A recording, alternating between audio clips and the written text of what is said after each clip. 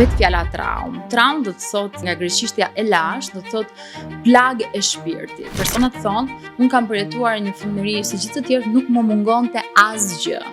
Po sot kam probleme në punë, kam probleme në vetbesim, kam atak paniku, kam probleme në marrëdhënie, kam probleme me alkoolin, kam probleme me drogën, kam probleme me seksualitetin. Atëherë një sekondë, sepse nëse gjërat kanë shkuar kaq shumë mirë dhe realiteti në të tashmen është jo funksional dhe kemi një disregullim emocional, do të thotë që në bazë ka munguar rregulatori emocional dhe rregulatori emocional për shembull njerëzor është prindi. Është vërtetuar tashmë që është shumë më impaktuese për një fëmijë të shikojë nënën që dhunohet sesa të dhunohet vetë për shembull nga babai.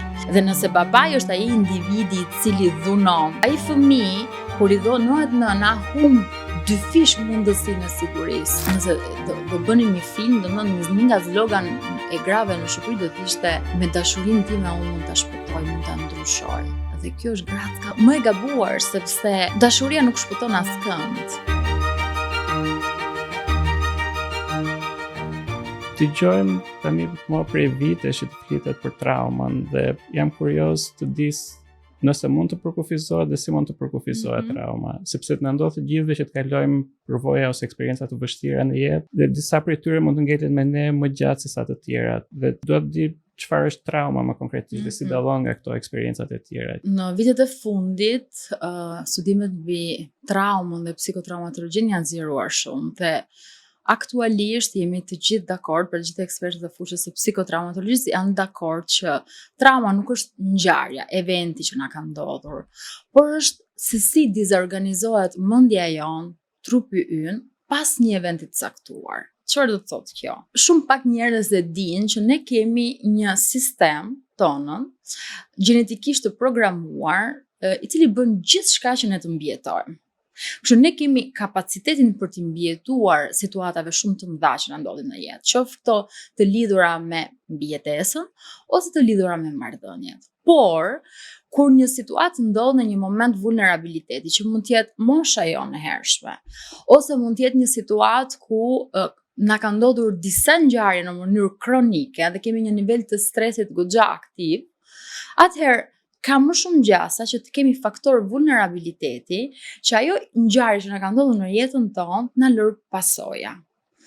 Zakonisht ne i ndajmë në dy makro kategori traumat. Pra, ato që kanë të bëjnë me mbijetesën tonë, pra kur individi përjeton frikën e madhe se mund të humbë jetën ose është duke parë një person që është në rrezik shumë të madh për integritetin e tij fizik, atëherë këto klasifikohen si trauma me të mëdha, të cilat mund të na çojnë, besoj se keni dëgjuar edhe për rregullimin e stresit post-traumatik. Zakonisht për ato ngjarje të cilat janë shumë madhore, siç mund të jetë tërmeti, një aksident rrugor, diagnoza një sëmundje shumë të rëndë, të gjitha këto ose një kërcënim për vrasje etj, të gjitha këto marrin karakteristikën një traume të madhe.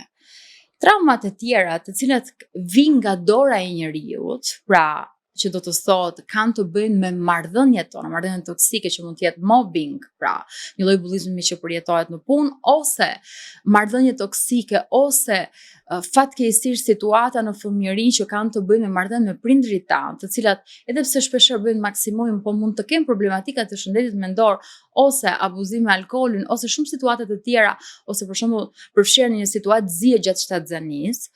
Të gjitha këto traumat e tjera quhen me trauma me të vogël, po jo sepse janë më pak të rëndësishme, por sepse kanë një element specifik, janë të vazhdueshme në kohë dhe shpeshherë koincidojnë me zhvillimin e individit. Ajo që ndodh është që ky kapaciteti ynë për të bërë ballë këtyre ngjarjeve, shpeshherë ne na duhet elementi kohor kur ne bëjmë një diagnozë në lidhje me traumat është shumë i rëndësishëm, sepse unë bëj këtë shembullin që na prek që është ky i tërmetit, sepse relativisht është dhe pak i freskët. Të gjithë mbajmë mend se si personat u aktivizuan duke sjellë në sipërfaqe ato që mund të bënin në atë moment. Pra, disa ikën nga shtëpia, dikush tjetër u angazhuar në aspektin social, dikush tjetër kërkoi ndihmë kur nuk e kishte dot mundësinë etj.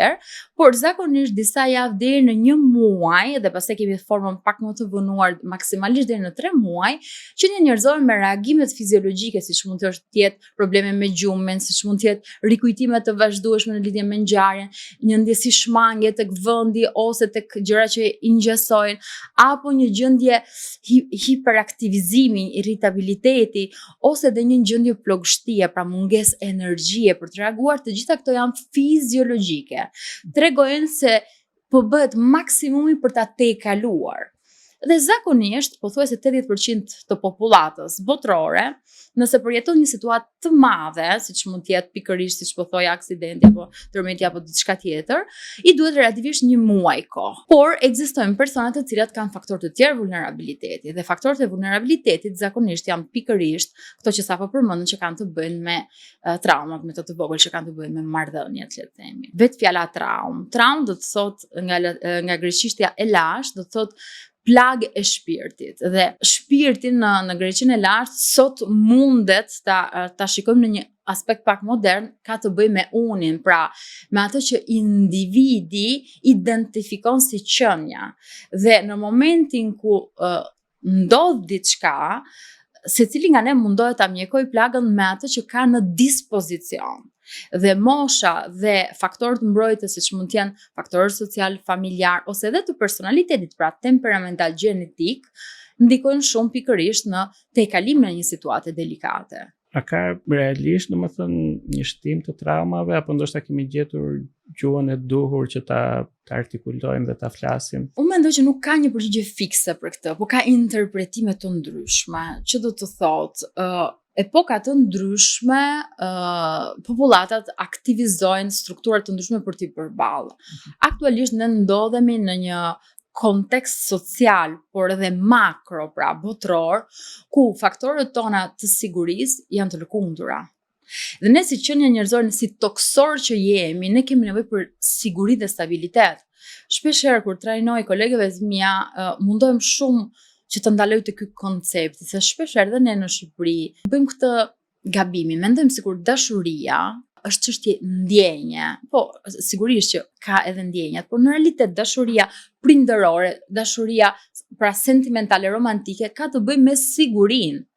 Sepse në plan të parë të piramidës së nevojave është siguria jonë si qenie njerëzore.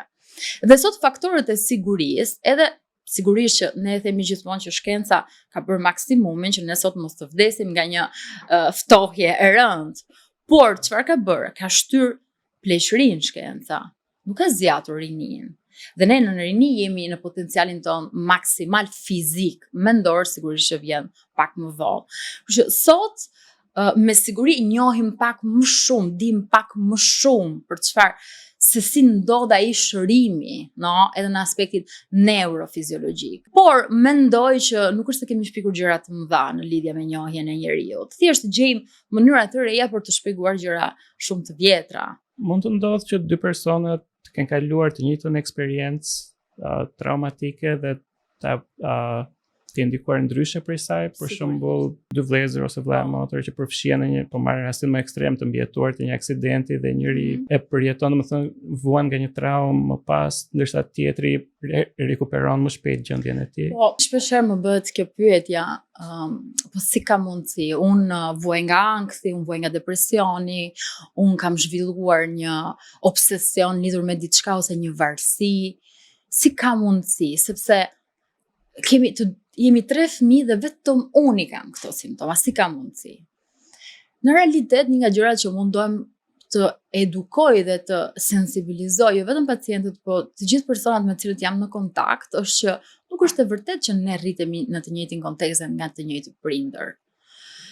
Prindërit tanë në varësi të fazave personale në cilën janë bërë prindër, ose fazave dhe të çiftit, pra sa i konsoliduar është çifti, sa programuar është shtatzania etj, janë ndryshe me ne. Pra, nëse jemi 3 fëmijë, janë ndryshe, prindërojnë ndryshe. Pra, një element kryesor është konteksti familjar dhe mënyra e zhvillimit të marrëdhënies bashkë me prindërit, që thamë që është siguria është çelësi.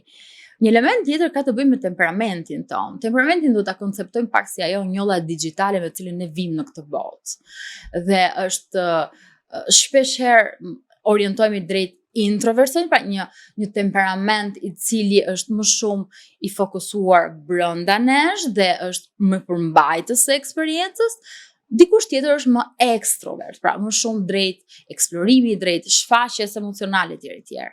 Këto janë karakteristika që ndikojnë, pra aspekti temperamental, aspekti ambiental, aspekti sjellor, por ndikon edhe për shembull nëse dy vëllezër që po thoje në të njëjtin makinë, në të njëjtin aksident, por ndikon për shembull kush po jepte makinës, si është marrëdhënia me personin që po jepte makinës, po ndikon edhe fakti a ka pasur frikë më përpara për sa i përket hypjes në makina i fëmijë, a ka ndodhur situata të tjera të ngjashme, sepse të gjitha këto elementë ndikojnë në përjetimin e atij aksidenti, edhe se ndonjëherë, jo ndonjëherë, por shpeshherë ajo që ne quajmë trauma e cila nuk është e përjetuar në mënyrë të drejtë për drejtë, por është e observuar, pra, te një person i afër me cilin ne kemi marrëdhënie sentimentale, afektive, familjare, shpeshherë ka efekte më të mëdha se sa të përjetojmë traumën në trupin tonë.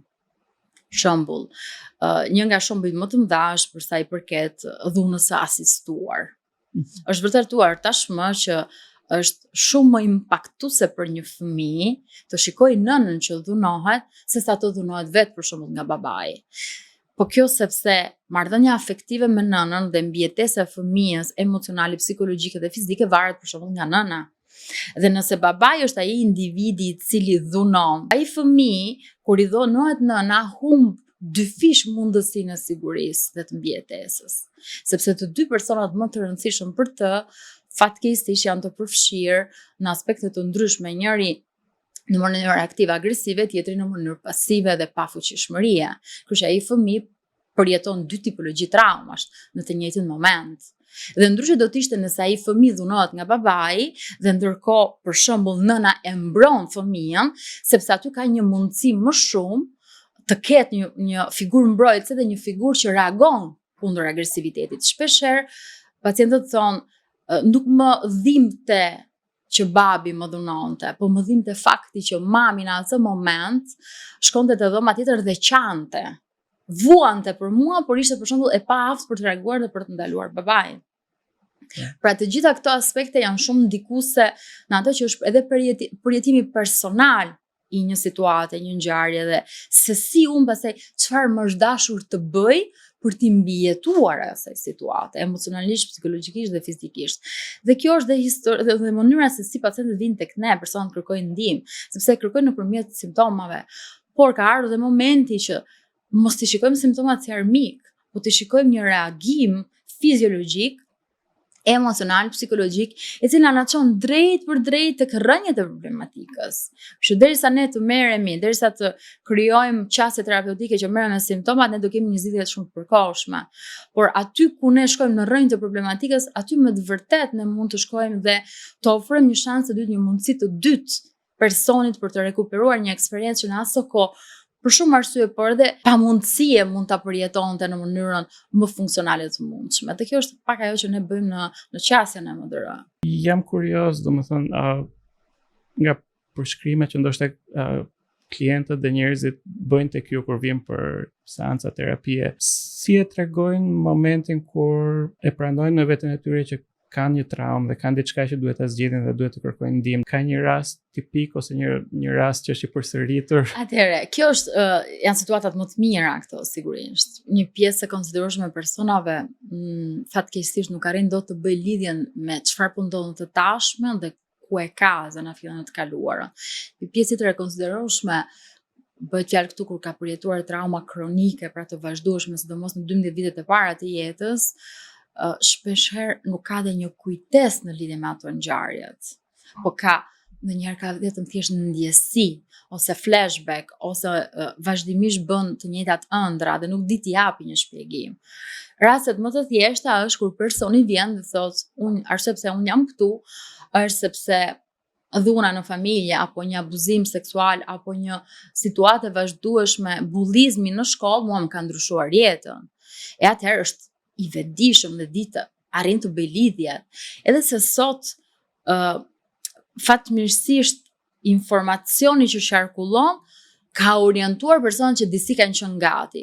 Por nga ana tjetër, e gjithë informacioni në dispozicion që ekziston edhe keq interpretohet nga personat dhe shpeshherë janë dhe të alarmuar, vijnë shumë të alarmuar sepse vetë diagnostikohen edhe me disa çrregullime. Në realitet ekziston një anamnezë shumë e kujdesshme nga ana e klinicistit për të arritur në një diagnozë. Me që po flisnim për marrëdhënie dhe dhunën, ka raste shumë të dhune në çift, në shoqërinë tonë për fat keq. Dhe jam kurioz, a është e mundur për shembull nëse je në fazën e parë të një marrëdhënieje, të një lidhjeje, që të dallosh nëse partneri yt ka tendencën për të qenë i dhunshëm edhe nëse nuk e ka shfaqur haptazi.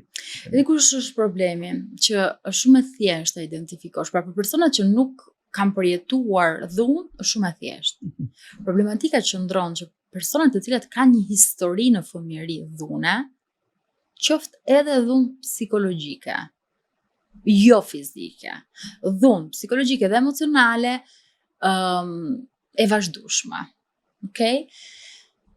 Truri këtyre personave, edhe thjesht në prodhimin e kortizolit, që është hormoni i stresit, kanë një keq funksionalitet. Sepse tendenca, kjo është dhe paradoksi, janë bërë studime epigenetike në lidhje me këtë temë, është dhe paradoksi i kortizolit. Pra, kur këta persona shikojnë këto trajta, kanë tendencën fiziologjikisht, pra jo të vetëdijshme, që të modulojnë sjelljen e tyre për të ulur atë gjendjen, sepse duke jetuar dhe duke nuhatur sinjalet e para në fëmijëri, truri i tyre i njeh dhe ka iluzionin që mund t'i menaxhojë. Kjo është diferenca një personi që toleron dhe nuk toleron dhunën.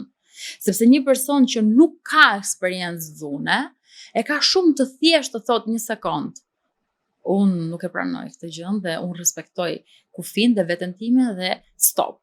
Kurse një person i cili ka një eksperiencë të gjashme, fatkeqësisht ajo që ndodh është që në shqip ndoshta definicionin nuk di të ta them fiks, por është ajo që quhet në italisht coazione a ripetere, pra tendenca dhe iluzioni që duke përsëritur të njëjtën eksperiencë, unë do di ta menaxhoj më mirë. Nëse do bënim një film, domethënë një nga slogan e grave në Shqipëri do të ishte me dashurinë time unë mund ta shpëtoj, mund ta ndryshoj. Dhe kjo është gratka më e madhe që e shikoj më shumë tek gjinia femerore, por ekziston edhe gjinia mashkullore absolutisht. Më e gabuar sepse dashuria nuk shpëton askënd. Por një marrëdhënie sentimentale me dashuri mund të ofrojë mundësinë që ai tjetri të filloj të shikoj eksperiencën e tij jetësore, gabimet e tij, vështirësitë e tija por është një mundësi e vetme. Pra nuk është një formulë matematikore. Do të jemi shumë të kujdesshëm. Fatkeqësisht në studimet e asaj që quhet marrëdhënia e atashimit, atashimi nuk është një fjalë shqip, ne kemi vjedhur shumë fjalë të tjera, por është ajo ngjitja fiziologjike që ndodh, ai instinkti i nënës që aktivizohet dhe i babait në momentin që janë në kontakt me foshnjën. Dhe është studiuar atashimi në moshën adulte dhe është parë cilët janë faktorët e vulnerabilitetit dhe cilët janë faktorët mbrojtës. Dhe është parë që një marrëdhënie e shëndetshme sentimentale në moshë adulte mundet të riparojë një marrëdhënie jo të shëndetshme në fëmijëri. Pra është njësoj sikur natyra na ka përgatitur në një lloj forme, na ka dhënë këtë shansin e dytë. Problematika qëndron që sa është probabiliteti këtyre individëve të cilët kanë përjetuar situata pas sigurie në fëmijëri që të shkojnë të kërkojnë sigurinë në moshë adulte. Nëse në mes të kësaj udhëtimi nuk bëhet një proces terapeutik ku është i bazuar tek siguria dhe personi mëson se si të jetë në një marrëdhënie të sigurt, dhe cilat janë karakteristikat e sigurisë, është shumë e vështirë që të zgjidhë një partner apo një partnere që e ofrojnë këtë siguri. Do shkoj tendencialisht tek pasiguria. Shpeshherë në fazat e para të njohjes njerëzit shkëmbejnë dhe nuk e kuptojnë që adrenalina nga pasiguria, dhe shpeshherë krijon dhe varësi në këtë aspekt, nuk është rënje në dashuri. Atë fjalën klasike që thonin dhe prindrit tanë kur kam rënë në dashuri, që konceptohet edhe pak kjo mungesa e kontrollit të vetë testimet të vetë dijes etj. Kështu që sa më shumë të flasim me të vetë diesojmë në lidhje me këtë tema, aq më shumë shkojmë të parandalojmë ca koncepte që kanë mbetur midis literaturës klasike dhe një realiteti që është shumë ndryshe nga romancat dhe nga Shakespeare një herë një kohë, sepse unë them gjithmonë që nuk përfunduan mirë ata të dy, kështu që njerëzit e harrojnë këtë pjesë. Besarte, cilat janë disa nga traumat më të shpeshta që njerëzit vinë tek ti, domethënë për të kuptuar pak edhe kush janë ndoshta traumat më të përhapura në 10 vitet e fundit, paktën eksperjenca ime në Shqipëri është vetëm në 10 vitet e fundit, se më përpara kam qenë në Itali. Ajo që unë evidentoj shumë shpesh është ajo që ne quajmë epidemia e padukshme, që është një tipologji traume e dyfisht në realitet, që ka të bëjë me neglizhencën. E thënë ndryshe, po flas për të gjithë ato gjeneratën të prindërve ku duke qenë se kur kanë qenë fëmijë kanë vuajtur mungesën e disa aspekteve materiale, bëjnë nga 2 dhe nga 3 punë për t'i dhënë fëmijëve maksimumin e aspekteve materiale. Mungesa fizike dhe kualitative e kohës me fëmijët tanë, pa dashje, pra është diçka që prindërit nuk e dëshirojnë, fatkeqësisht ka ekspozuar një gjenerat të tërë në një mungesë dhe në një pamundësi për të rritur emocionalisht afër me prindrit. Kjo është ajo që ne quajmë epidemia e padukshme, pra statistikisht është shumë më shumë prezente se mund ta mendojmë, por njerëzit nuk e dinë që kjo quhet neglizhencë emocionale, afektive dhe psikologjike. Sepse mesatarisht personat thonë, unë kam përjetuar një fëmijëri si gjithë të tjerë, nuk më mungonte asgjë. Po sot kam probleme në punë, kam probleme në vetbesim, kam atak paniku, kam shkuar jashtë shtetit për studiuar, por nuk ja dola dot, më desh të riktheja shumë shpejt, kam probleme në marrëdhënie, kam probleme me alkoolin, kam probleme me drogën, kam probleme me seksualitetin.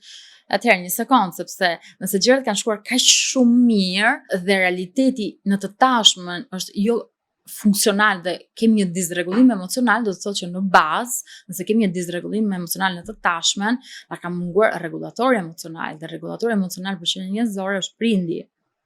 Kështu që ndoshta nuk ka ndodhur asnjë lloj traume siç e konceptojmë ne, aksidente, zi, abuzime etj., por ka ndodhur një mungesë. Dhe siç thotë Daniel Siegel, truri njerëzor duket sikur është i vetmi që ushqehet dhe zhvillohet në zonat e tij më komplekse, që është pjesa limbike dhe e korteksës, nëpërmjet marrëdhënieve njerëzore.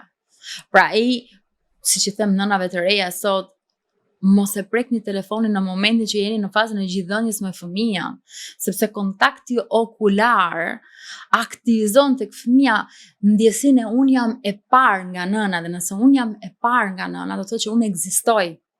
Nëse unë ekzistoj dhe me këtë shikimin shoqërohen tipikisht ato të fjalët e bukura, trurim fillon të krijojë koneksione të reja neuronale dhe komunikimi dhe aftësia dhe toniciteti muskular. Sot shikojmë fëmijë që janë 10 muajsh, 11 muajsh, nuk arrin dot të rrinë në posturën tipike fiziologjike për arsye sepse shpeshherë kemi kaq shumë gjëra për të bërë dhe harrojmë që ai foshnja që kemi sjellë në jetë nuk është se duhet thjesht të rrinë atë krevat, po duhet një interakcion i vazhdueshëm i cili ushqen mendjen dhe prodhon aftësinë për të ndënjur në këtë botë dhe për të eksploruar botën. Traumat e tjera janë ato që ne quajmë nga latinishtja traumat e abuzimit.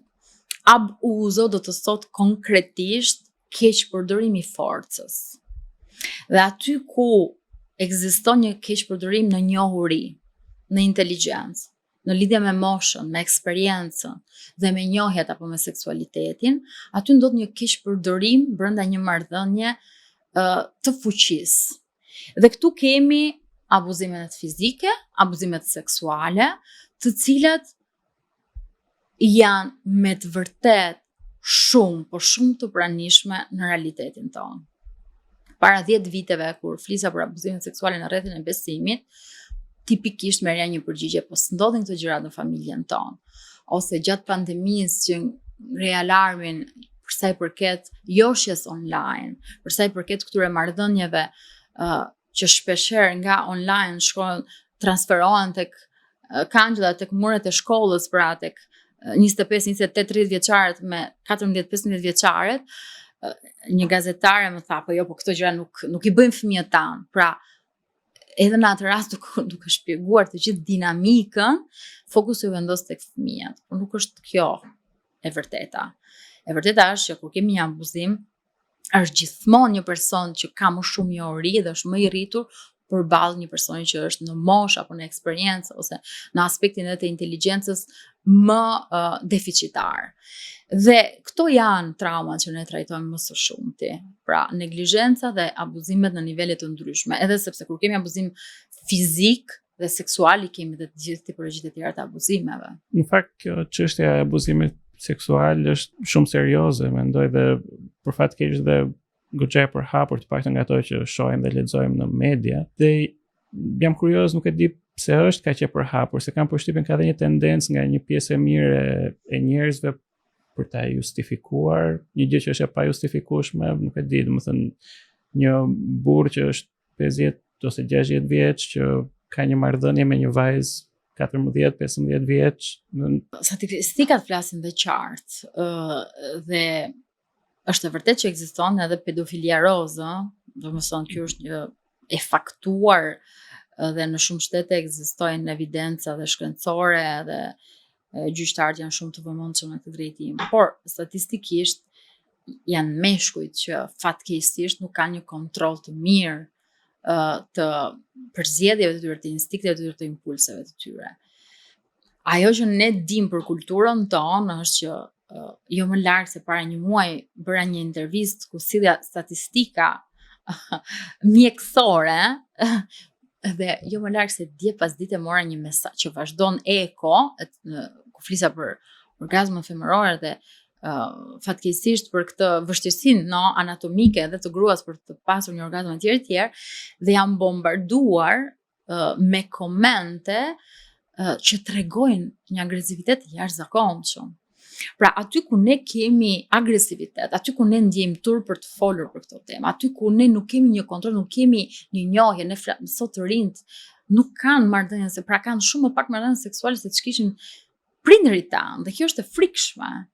Pra, e gjithë kjo që quhet represion, e gjithë kjo marrja frymës në aspektin e pamundësisë për të njohur veten time dhe për të eksploruar veten brenda një marrëdhënie, fatkeqësisht orienton në patologjinë e seksualitetit ose në devianca seksuale. Nëse ne kemi një shtet ku edukata afektive e shëndetit seksual, e emocioneve, trupit, krijon bazat, një shoqëri rritet, pikë pari, aty ku nuk kemi probleme seksuale, aty kemi paqe një herë, dhe kjo është evidentuar se mjafton të studiojmë seksologjinë në antikitet, pra në Greqinë e lashtë, në Romën e lashtë, në Orientin e lashtë, ne kuptojmë se si njëherë një kohë kemi qenë shumë më pak të kufizuar se sa sot ne mendojmë se kemi këtë modernizimin. Ka aspekte pro dhe kundër dhe realiteti jonë, por ne kemi parë se çka ka ndodhur rreth e përqark botës. Se si feminizmi ka orientuar në një drejtim dhe se si zbulimi i pilulës kontraceptive ka orientuar seksualitetin dhe ka zhvilluar disa disfunksione në aspektin tjetër. Pra, ne sot mund të mësojmë nga gjithë kjo historia që e kemi parë dhe shumë e qartë. Dhe në Shqipëri mohohet, mohimi, aty ku kemi mohim, siç po thonim edhe për traumat, në realitet është sepse aty ka traumë. Pra, ku ka mohim, truri krijon atë që quhet amnezi disociative. Pra, është një lloj mos kujtese e përkohshme, sepse fatmirësisht ne dim shumë pak për trurin tonë, por një nga gjërat e super të fuqishme që truri jon ka, dhe shpeshherë pacientët e thonë, po si ka mundsi tani, unë jam shumë mirë, pse duhet i kem këto? Sepse është njësoj sikur truri thotë, unë do të lejoj që të sjell në sipërfaqe gjërat e këqija që të kanë ndodhur, ngjarjet e vështira, në momentin ku ti do jesh në gjendje për t'i përballur, sepse nëse unë t'i sjell më përpara, ti nuk ja del dot. Çdo mbrojtje jotja bie dhe ti bësh jo funksional për jetën tënde në të tashmen. Por kjo është një aftësi, një kapacitet, një potencial i trurit ton. Kështu që aty ku ka mohim, aty ka traumë. Dhe abuzimet seksuale janë një traumë që na prekin vetëm ne, prekin gjeneratat. No. Dhe elementi sekretit familjar prek një sistem të tërë familjar. Kush e ka pasur kurajon të denonconte një kunat, apo një vjerë, apo një xhaxha, apo një daj. Jo më larg se ditën e hënë, paciente ime po më thoshte, nëse unë do flisja, prindërit e mi vinë nga 2 zona të Shqipërisë që janë totalisht të kundërta dhe bëheshe fjalë për një luftë klanesh. Pra, do hynin me 10 persona në gjak me njëri tjetrin nëse unë do të tregoja abuzimin seksual. Por që unë sakrifikova për të mirën e një sistemi familjar. Dhe këtë ti e dëgjon shpesh. Nuk e di sa e vërtet është kjo, po duket sikur në mjedise që janë më konservatore, më tradicionale, ose sikur sa më tradicional të jetë një mjedis, aq më të shpeshta janë dhe rastet e abuzimeve apo të deviancave. Po, atëherë, shiko, unë jam emigrante, kam emigruar në 97-98, kështu që mua më pëlqen traditat tona, nëse ne them gjithmonë që nëse populli ka zhvilluar një mënyrë apo një mekanizëm, duhet gjithmonë të kuptojmë në cilat gjendje e ka zhvilluar atë dhe sa është funksionale në të tashmen. Dhe është ky keq kuptimi i çështjes të traditave, familjes tradicionale. Ajo që është jo funksionale është një sistem familjar i mbyllur. Pra, është një sistem familjar që nuk hapet ndaj ndryshimit.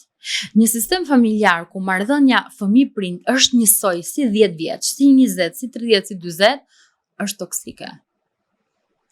Marrëdhënia me prindrit tan ndryshon në faza të ndryshme të jetës dhe mbi të gjitha, kur unë pyes dhe them, si është e përbërë familja jote? Kaq, do të thonë një pyetje shumë e hapur dhe personi fillon, mami, no. Ti je një mashkull 45 vjeç, ti ke familjen tënde, ke 2 fëmijë, ajo është familja jote. Mami dhe babi janë familja e origjinës. Por në konceptin shqiptar, familja është mami, babi, motra, vllai dhe pastaj është dhe kjo po të shikojmë evolucion, është shumë e thjeshtë. Mjafton të shikojmë lumin, si ecën lumi. Që do të thotë, ne dhe familja jon fillon me atë që ne krijojmë. Familja origjinës është çfarë kanë krijuar prindrit tanë.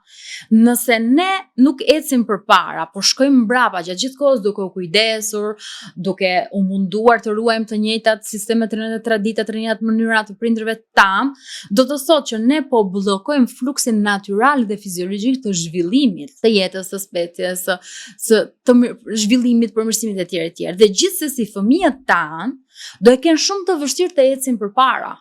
Dhe do jenë të ndikuar. Pse?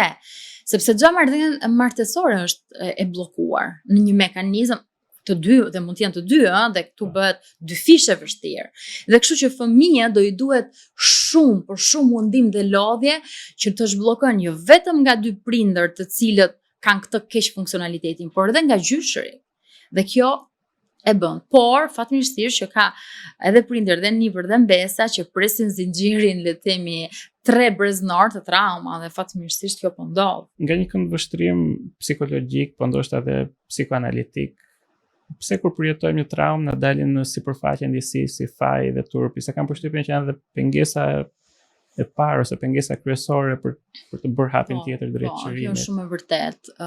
Siç i them edhe kolegeve, faji dhe turpi nuk janë emocione primare. Nuk të shërbejnë për të mbijetuar. Por thamë që marrëdhëniet për ne si që njerëzore janë shumë të rëndësishme. Dhe faji dhe turpi janë në marrëdhënie me dikë tjetër. Që do të thotë janë eksperimentuar, janë përjetuar në marrëdhënie me një person tjetër. Dhe kur kjo ndodh, kur ne ndjejmë faj për shembull, shkojmë dhe potencialisht mendimet negative ja atribuojmë vetes tonë. Pra, folën për abuzimet seksuale, do ta gjejmë gjithmonë fajin. Ishte faji im, unë nuk ika, nuk u lërita, nuk bërë etj. Dhe turpi ka të bëj me se çfarë ajo situatë, ajo përjetim, ajo trauma, ajo abuzim ka nxjerrur si pasojë dhe bllokojnë dhe zhvillimin dhe përmirësimin e gjendjes së personit. Zakonisht kjo ndodh sepse kur ne i ndjejmë këto emocione, po ta shikojmë, faji dhe trupi janë shumë fëminor si emociona. Sepse ne kemi qenë të vegjël, të pambrojtur, të pafuqishëm për të ndryshuar situatën dhe në momentin kur na ndodh një ngjarje, aktivizohet njëkohësisht një mendim për veten tonë negativ, një mendim për ne në marrëdhënie me botën rreth e përqar dhe një mendim në marrëdhënie me personat e tjerë. Dhe fatkeqësisht ai mendimi do jetë mënyra se si unë zgjohem në mëngjes, kur jam 28, kur jam 30, kur jam 50 vjeç, dhe do përballem me botën. Tipikisht ne themi ai xhaxha im ashtu e ka tipin ai, ashtu ka qenë gjithmonë. E kur shpesh pyet, po çfarë i ka ndodhur? Nuk e ka menduar ndonjëherë, po tani që e mendoj, gjyshi ka qenë shumë agresiv me anë, ose për shembull, Halla ka futur gjithmonë hunde dhe kur shkojmë dhe pyesim çfarë ka ndodhur Hallës? Po jo se ka pasur një fatkeqësi kur ka qenë e re, pastaj ngelin në shtëpi dhe njerëzit ndonjëherë nuk i peshojnë fjalët ose thjesht i marrin tregimet kështu si kanë qenë, por nuk ndalojnë të kuptojnë. Që për shembull këto dy raste që i dëgjojmë, në realitet pastaj kanë sjellur pasoja se si këto personat kanë ndërtuar marrëdhëniet me të tjerët, se si këto persona kanë konceptuar veten në marrëdhënie me familjen e tyre të origjinës apo dhe të gjithçka që ka ardhur pas.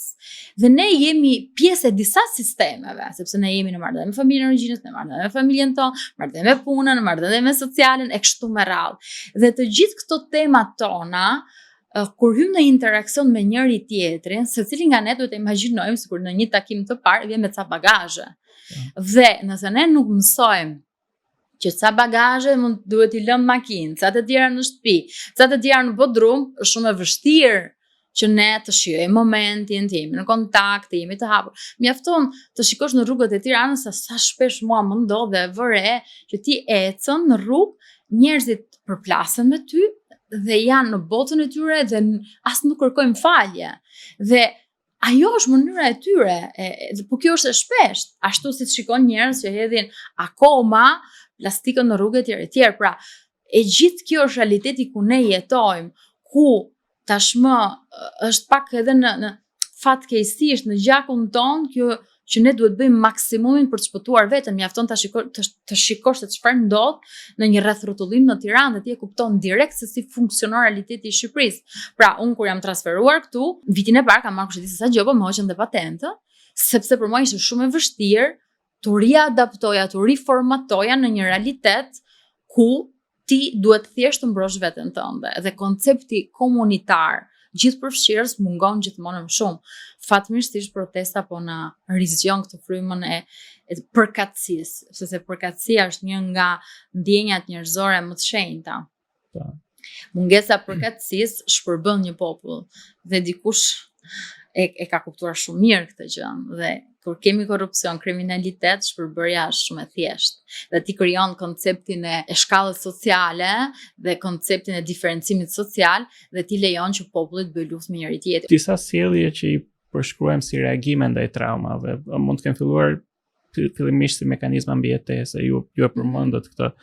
Për shembull, një fëmijë që rritet nga një prind i cili ka një sjellje të parashikueshme, mund të mësohet që të jetë gjithmonë hipervigjilent ose duhet të jetë gjithkohon shumë i vëmendshëm për të vëzhguar sjelljen e prindit ose sjelljet e njerëzve të tjerë rreth tij. A kthehen këto mekanizma mbrojtës në probleme më pas kur jemi të rritur dhe në çfarë formash mund të shfaqen? Fatkeqësisht po, sepse kanë shërbyer siç po e thoj edhe ti, në një moment specifik.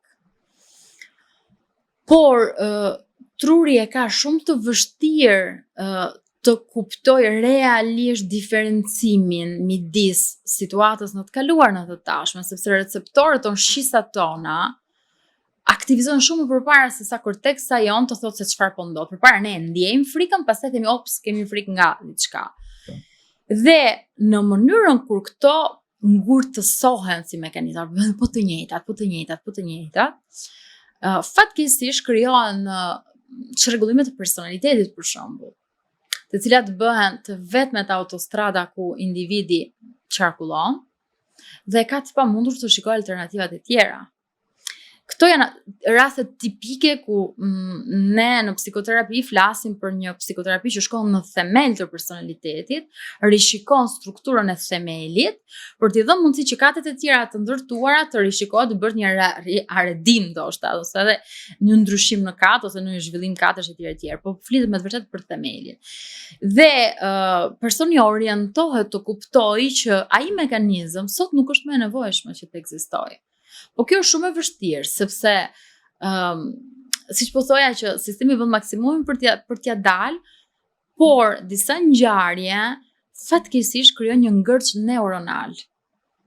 Dhe duke krijuar ngërçin neuronal, neuronët e tjera kanë të vështirë të gjejnë një rrugë zgjidhje. Sa më të vegjël të jemi, aq më pak mundësi dhe probabilitet kemi për t'ia dalë emocionalisht, psikologjikisht.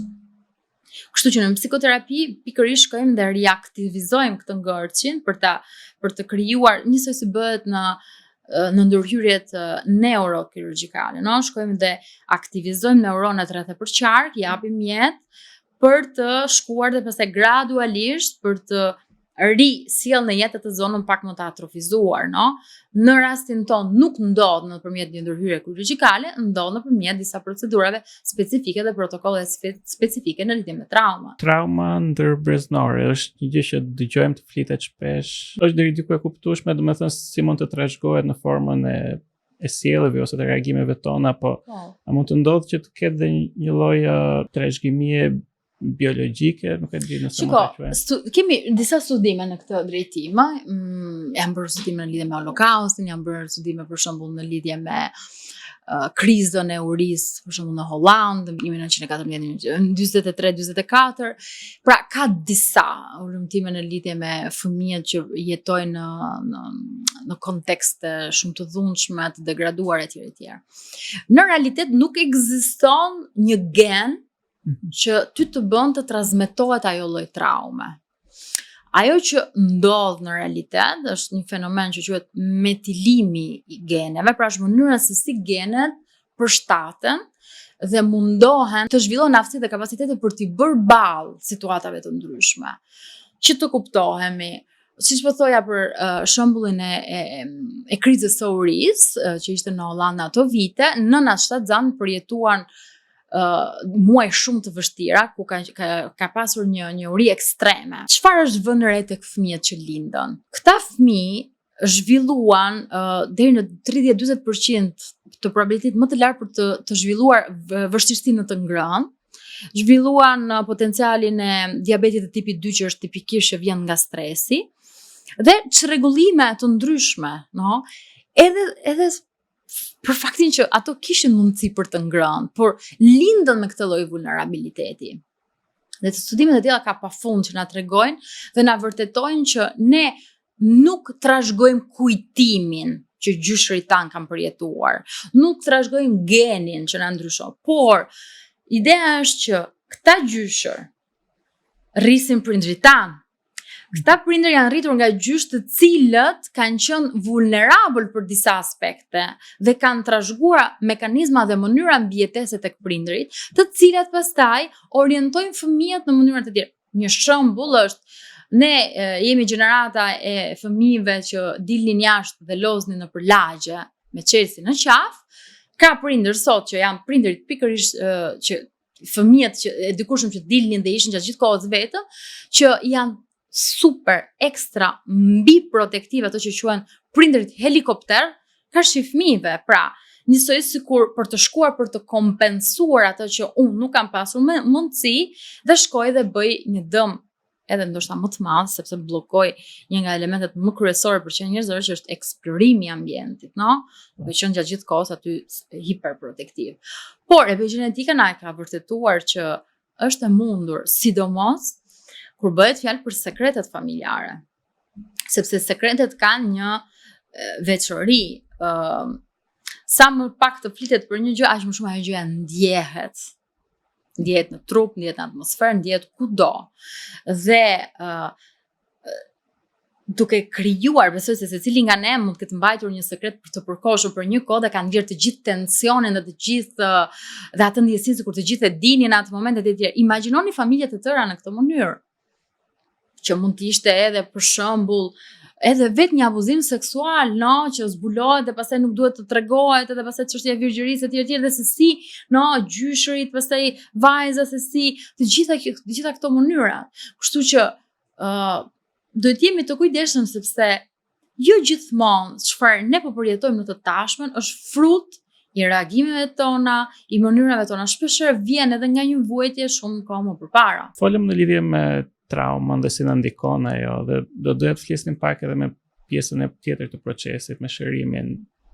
Shumica e njerëzve kur mendojnë një seancë psikoterapie kanë në përfiturimin e tyre, tani nuk e di fikse sa mund të zgjas, por një kohë të caktuar ku ju duhet të flasin dhe të flasin. Zakonisht 50 minuta, 45-50 minuta. Duhet të flasin gjatë dhe të përshkruajnë atë që ka ndodhur dhe ndoshta ndjesitë e tyre.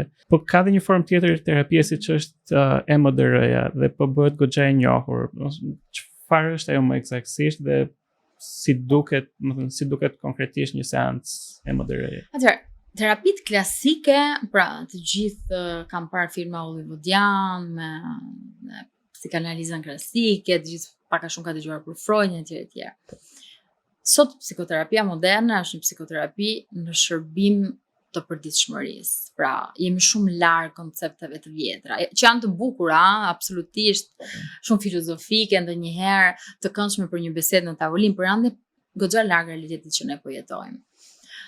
Psikoterapitë që janë binjakët edhe të neuroshkencës edhe që ndjekim pak edhe aspektin ne bëjmë një psikoterapi që fillon në momentin që pacienti del nga dera jonë në realitet. Pra, ajo që ndodh brenda seancës duhet shërbej kur pacienti del jashtë seancës. Pra, ky është koncepti, no? Por psikoterapitë klasike pacienti fliste edhe për një orë e ca. Madje gjysh Freudi zakonisht ishte edhe pas, nuk e shikonte, pra për mos të ndikuar. Sot është ndryshe. Sot madje kemi procedurat të cilat, sidomos ku po flisnim pak edhe për traumat që gjenerojnë turp, që gjenerojnë faj, frikë etj, ku madje një nga protokollet e EMDR-s është pikërisht ai që unë përdor shpesh, sidomos me popullatën që ka qenë fatkeqësisht viktimë e dhunës së Kosovës dhe graduar etj, që është protokolli totalisht në errësirë. Pra, në errësirë për terapistin, që do të thotë pacienti pothuajse nuk verbalizon fare ngjarjen, sepse për të mund të jetë shumë e lodhshme, mund të jetë shumë ndikuese, mund të ndjej turp, mund të ndjej frikë etj. Zakonisht kur ne hym në procesin e EMDR-s, unë i them pacientit mi tani do përveshim mëngët. Morëm gjithë kohën ku ke folur mjaft, ku shon tani do punojmë dhe zakonisht ato janë pak çfarë do ndodh? Tani do i shpjegoj gjithë procesin se si ndodh. Pse është shumë e rëndësishme që mos të ndalojmë tek fjala, sepse mendoj që kjo është duhet shpjeguar. Se shpeshherë ne themi edhe kush është diferenca, flas me motrën, flas me mamin, flas me atë. Okej, po e folura është vetëm një copëz e procesit ton. Në realitet kemi dy kate të tjera të rëndësishme. E folura është një prodhim zakonisht i pjesës tonë të arsyetimit, të narrativës, tregimtarisë, që ka të bëjë prek shumë korteksën. Është niveli kati i tretë, them unë. Në realitet, në katin e parë kemi trupin.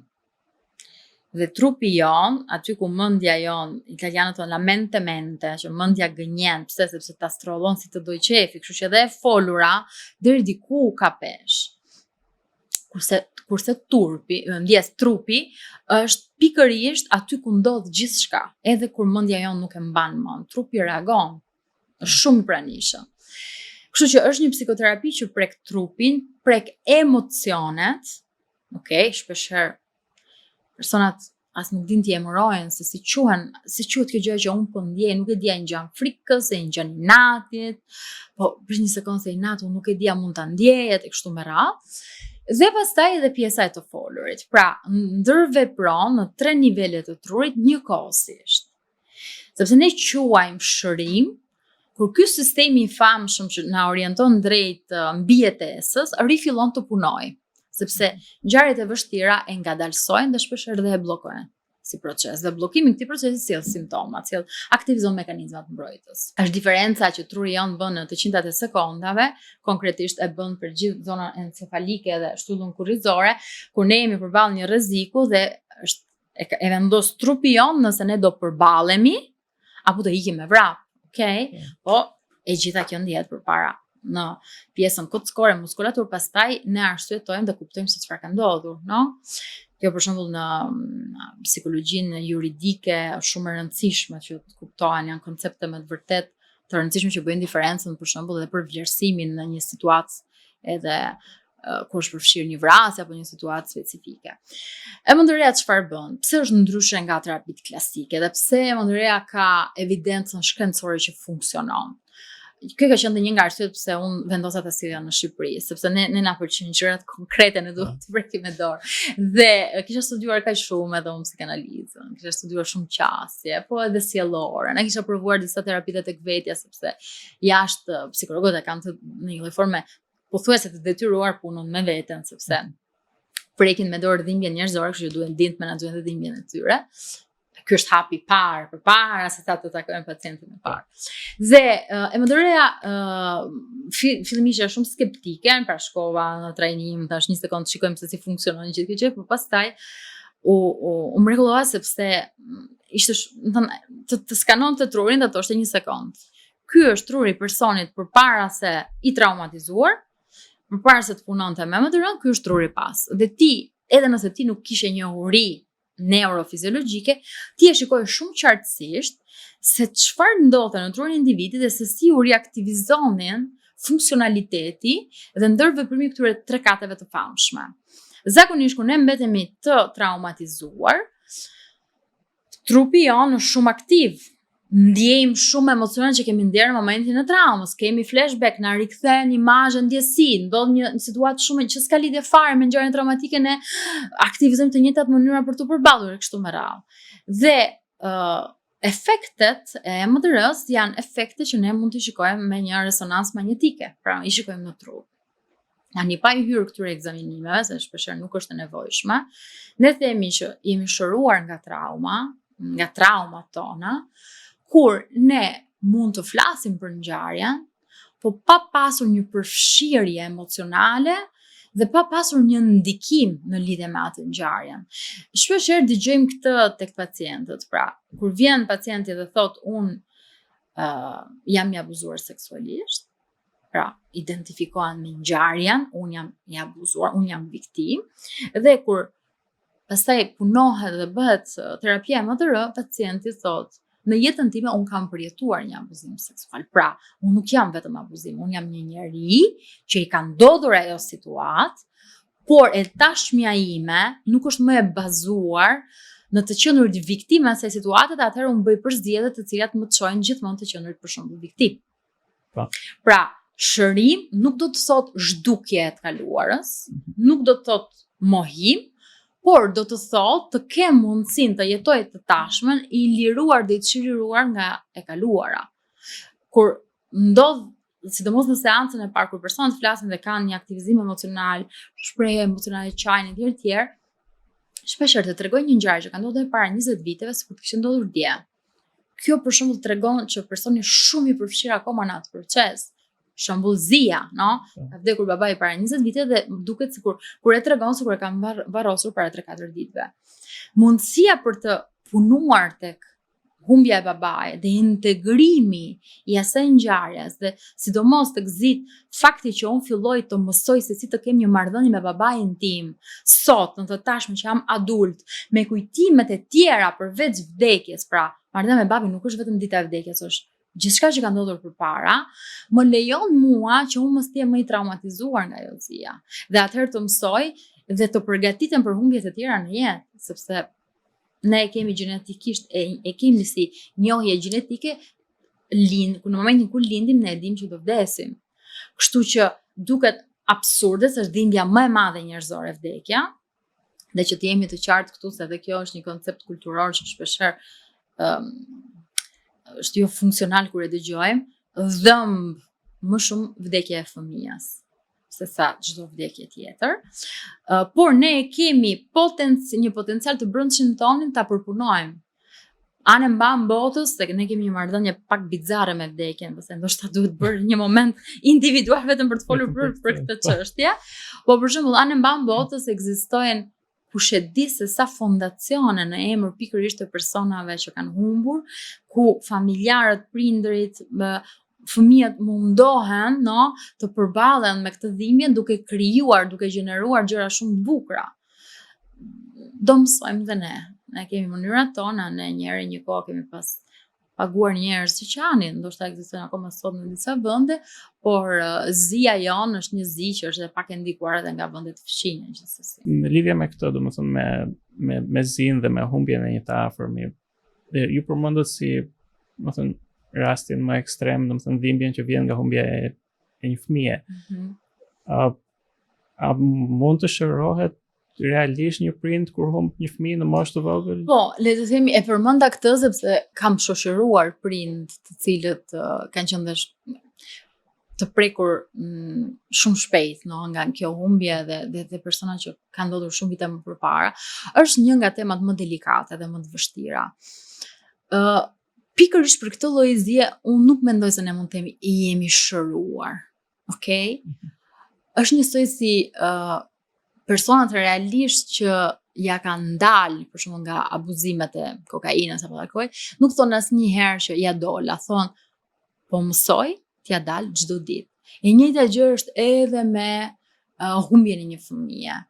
Ne mësojmë se si çdo ditë të jetojmë pa prezencën dhe duke gradualisht duke integruar qënjen tonë në përditshmërinë dhe të ardhmen. Jam shumë e kujdesshme për shembull kur kam fëmijë të tjerë, sepse prezenca e fëmijëve të tjerë përfshija në procesin e zisë të një prindi, kur jemi motra e vllai personit që nuk jetojnë më, është shumë e dëmshme. Kështu që shpeshherë me këta prindër bëhet pikërisht ky proces, që unë nuk jam më mami i filan ose babai i X fëmije, por vazhdoj të jem babai dhe nëna e fëmijëve që kam, për të ndihmuar dhe për të lehtësuar këtë proces.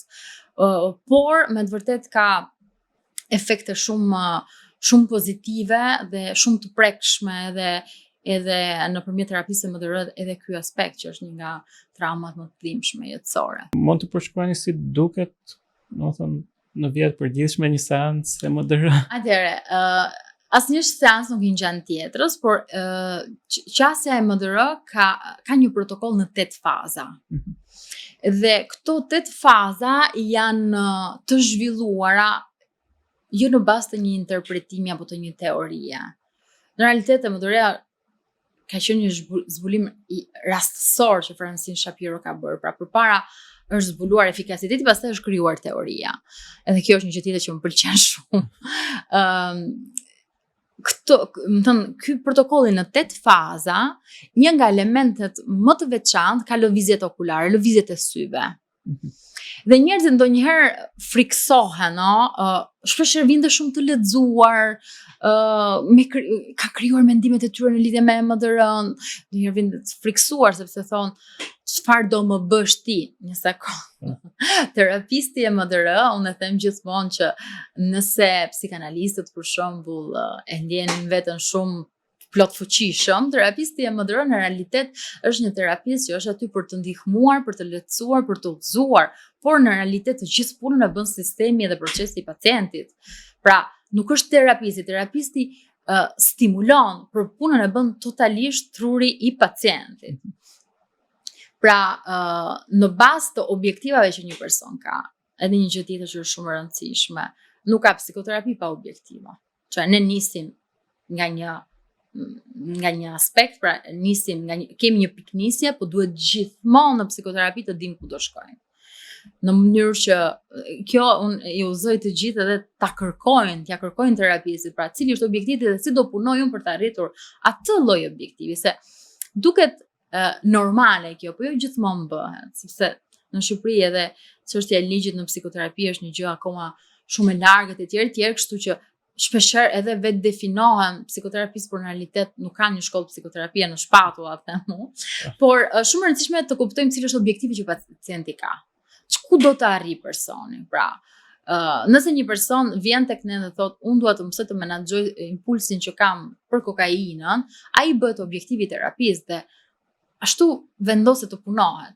Dhe në rastin konkret në bazë të një varësie siç është nga kokaina, për shembull, ne shikojmë që kemi një disrregullim të emocioneve, pa mundësi për të rregulluar emocionet tona dhe për të krijuar këtë prevalencën e zgjedhjes dhe të kontrollit mbi vete, no?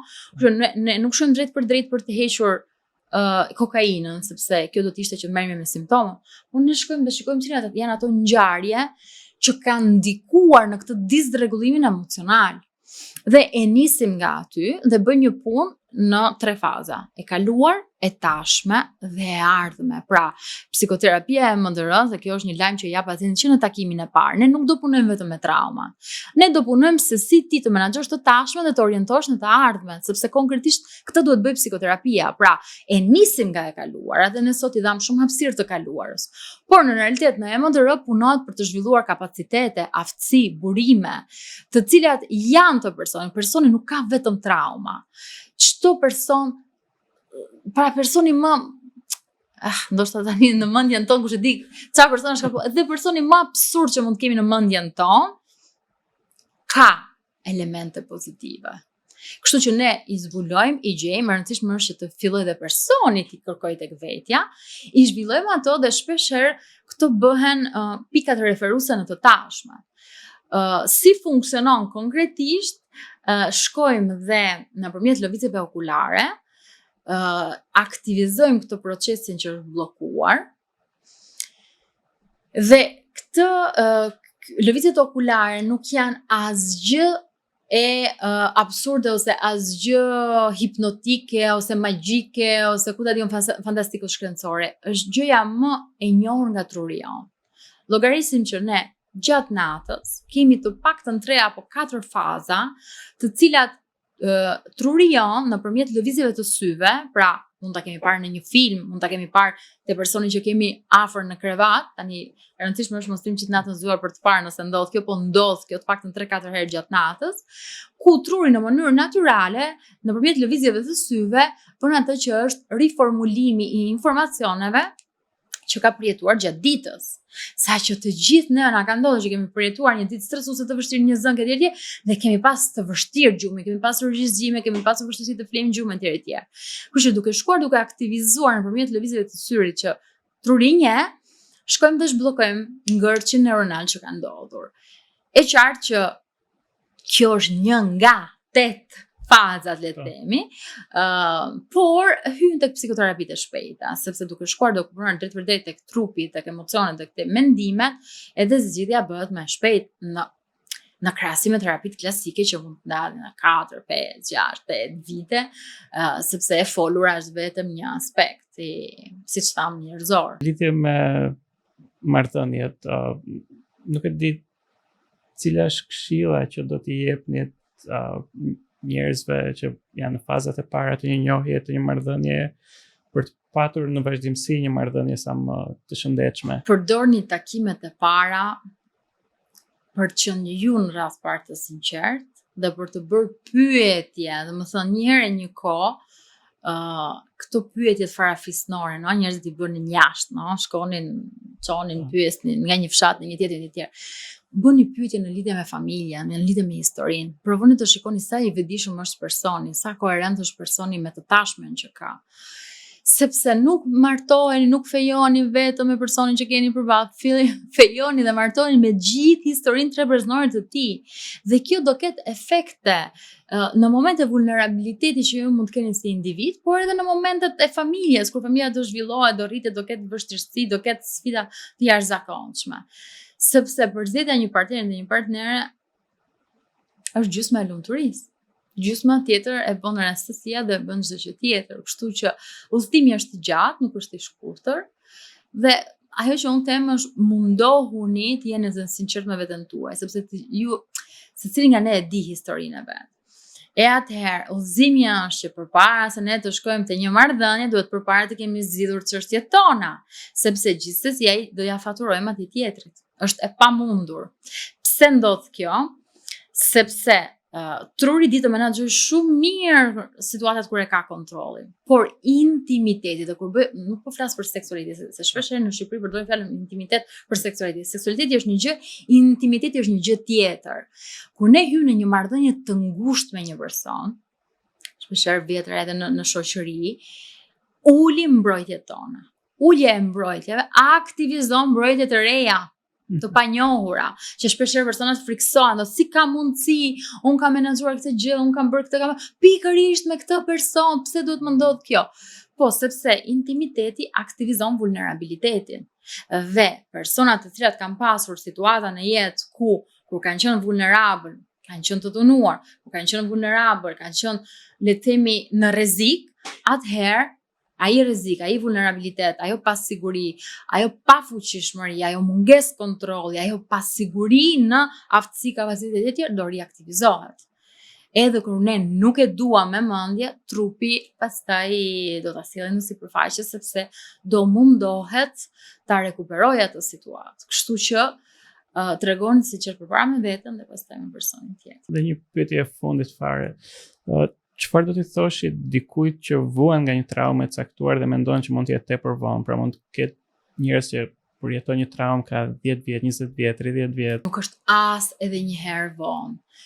Një nga zbulimet më të bukura të shekullit kaluar është neuroplasticiteti, që ne janë informacione që ne duhet të themi kudo çdo ditë. Çfarë do të thotë neuroplasticitet? Siç traumatizohet mendja jon, ashtu dhe mund të shërohet. Pra, aftësia e qenies njerëzore nëpërmjet eksperiencave të ndryshme, marrëdhënieve të ndryshme, mund të rekuperojë dhe gradualisht mund të përmirësohet. Nuk ka rëndësi. Sigurisht që është pak më e vështirë sepse jeta e një individi që është 64 vjeç ka qenë personi më adult që un kam pasur në terapi dhe jam shumë krenare për atë person që erdhi në terapi pas shumë vite vuajtje. Por kemi pasur në terapi edhe fëmijë 3 vjeç, okay? Fal prindërve të kujdesshëm, no? Po kemi pasur në terapi edhe nëna shtatzan që na kanë sjellë fëmijët dhe disa muaj për arsye se trauma po ndodhte në shtatzani dhe vazhdoi të ndodhte edhe më pas etj. Pra, nuk është asnjëherë vonë, me të vërtetë. Duhet të lexojmë dy gjëra më shumë në lidhje me neuroplasticitetin dhe të mësojmë që të kërkuarit ndihmë nuk është vetëm që vjen nga historia jonë. Kur ne kemi bërë të qarat e para, kur kemi qenë fosht, mënyra se si nëna jon, baba jon janë përgjigjur të qarave, determinon sa unë ndjej që mund të marr ndihmë. Dhe dikush mëson që mos të qaj, dikush qan shumë më fort, dhe dikush tjetër, këtu kemi ulëmtime pafund në befotrovet e Rumanisë që tregojnë dhe vërtetojnë se si ndodh edhe ajo që u quante vdekja në djep, no? Disa fëmijë kur u braktisnin, thjesht nuk hanin më, nuk lejonin mas një lloj ushqimi dhe vdisnin. Pra, mos lejojmë që e kaluara jon të na tregoj kush jemi ne sot. E kaluara jon është vetëm një pjesë e historisë. Ne mundet të krijojmë të tashme dhe një të ardhme shumë më ndryshe, edhe pse kemi vuajtur. Vuajtja, fjala pacient do të thotë ai që vuan. Për këtë arsye unë e përdor. Dhe nuk kam njohur asnjë qenie njerëzore deri sot që nuk ka vuajtur. Të gjithë ne vuajmë. Thjesht në Shqipëri kemi modën e të shkuarit te dentisti, pra nëse ka diçka që na dhëm në gojën tonë, ne shkojmë te dentisti. Por kur ne na dhëm mendja, akoma nuk e kemi kuptuar që duhet të shkojmë te profesionisti i duhur, dhe profesionisti i duhur nuk është drejt për drejt psikiatri ku marrim një ilaç dhe e zgjidhim, sepse traumat nuk zgjidhen me ilaç, zgjidhet depresioni me ilaç, no? Zgjidhet përkohësisht, por jo traumat që kemi përjetuar. Kështu që unë them që nuk është me të vërtet asnjëherë vonë, dhe e them këtë jo nga gjërat e lexuara nëpër libra që janë as shqiptar janë të huaja, e them këtë duke takuar personat në përditshmëri. Faleminderit. Faleminderit. Ky podcast mbështetet nga Abi Bank.